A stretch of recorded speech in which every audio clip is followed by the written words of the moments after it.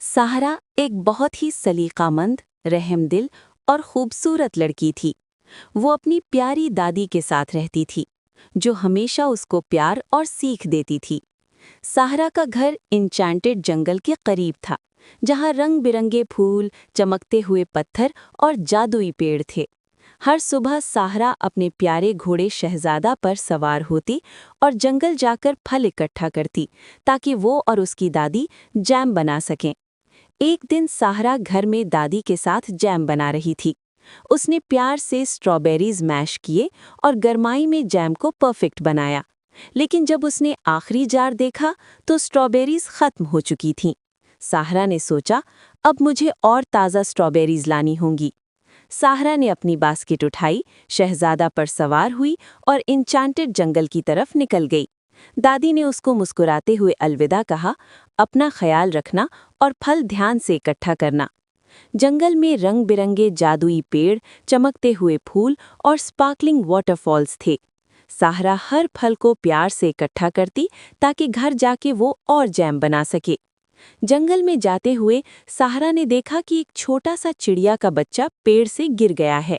वो छोटा और डर से कांप रहा था।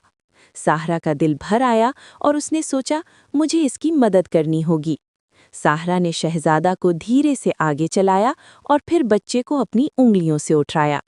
साहरा ने प्यार से चिड़िया के नन्हे बच्चे को अपनी हथेलियों में संभाला। उसका दिल रहम से भर गया। वो अपनी घोड़े पर बैठकर धीरे धीरे घर की तरफ चल पड़ी। रास्ते भर वो बच्चे को देखकर दुआ करती रही कि वो जल्द ठीक हो जाए। घर पहुंचकर साहरा ने बच्चे को नर्म कपड़े पर बिठाया। उसने बहुत एहतियात से उसकी छोटे से पांव पर पट्टी बांधी। उसकी दादी करीब बैठकर मुस्कुराती हुई दुआ करती रहीं। साहरा का चेहरा मोहब्बत और हिम्मत से चमक रहा था। कुछ देर बाद साहरा ने बच्चे को थोड़ा थोड़ा खाना खिलाया। चिड़िया का बच्चा अब पहले से ज्यादा ताकतवर लग रहा था। साहरा खुशी से उसे देखती रही और अल्लाह का शुक्र अदा किया। चिड़िया का बच्चा जब ठीक हो गया तो सहारा ने जंगल जाकर उसको वापस छोड़ दिया। शहजादा के साथ वापस घर आते हुए साहरा ने और फ्रेश स्ट्रॉबेरीज लेकर घर जाके दादी के साथ जैम बनाया।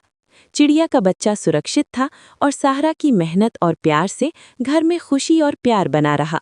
दिन गुजरते गए और साहरा की सलीके और रहमदिल सोच ने इंचेंटेड जंगल और घर दोनों जगह खुशी, प्यार और जादू का माहौल बना दी। एक दिन सहारा की दादी की तबीयत अचानक खराब हो गई। वो बहुत कमज़ोर हो चुकी थी और सहारा बहुत परेशान हो गई। गांव के हकीम ने बताया कि दादी के इलाज के लिए जंगल के एक पहाड़ पर पाया जाने वाला एक खास फूल चाहिए।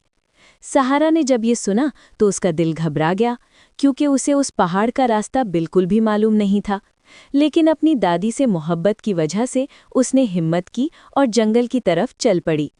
सहारा फूल की तलाश में जंगल के गहरे रास्तों से गुजर रही थी कि अचानक उसी चिड़िया ने उसे देख लिया जिसके बच्चे की सहारा ने कभी मदद की थी।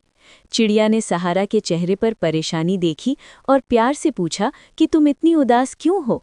सहारा ने अपनी दादी की बीमारी और फूल के बारे में सारी बात चिड़िया को बता दी। ये सुनते ही चिड़िया बोली, फिक्र ना करो सहारा, मैं तुम्हारी मदद ज़रूर करूंगी। मुझे मालूम है कि वो ख़ास फूल किस पहाड़ पर उगता है। फिर चिड़िया सहारा के आगे आगे उड़ने लगी और सहारा उसके पीछे चल पड़ती। वो दोनों जंगल के मुश्किल रास्तों से गुजरते हुए उस पहाड़ तक पहुंच गए जहां वो खूबसूरत फूल खिला हुआ था। सहारा ने शुक्र अदा किया और एहतियात से वो फूल तोड़ लिया। उसके बाद वो जल्दी से घर वापस आई और वो फूल अपनी दादी को दिया। फूल का असर हुआ और धीरे धीरे सहारा की दादी की तबीयत बेहतर होने लगी। कुछ ही दिनों में वो बिल्कुल ठीक हो गई। सहारा खुशी से रो पड़ी और दिल से चिड़िया का शुक्रिया अदा किया। उस दिन सहारा ने ये सीखा कि जो नेकी इंसान करता है वो एक ना एक दिन उसी की तरफ वापस ज़रूर आती है।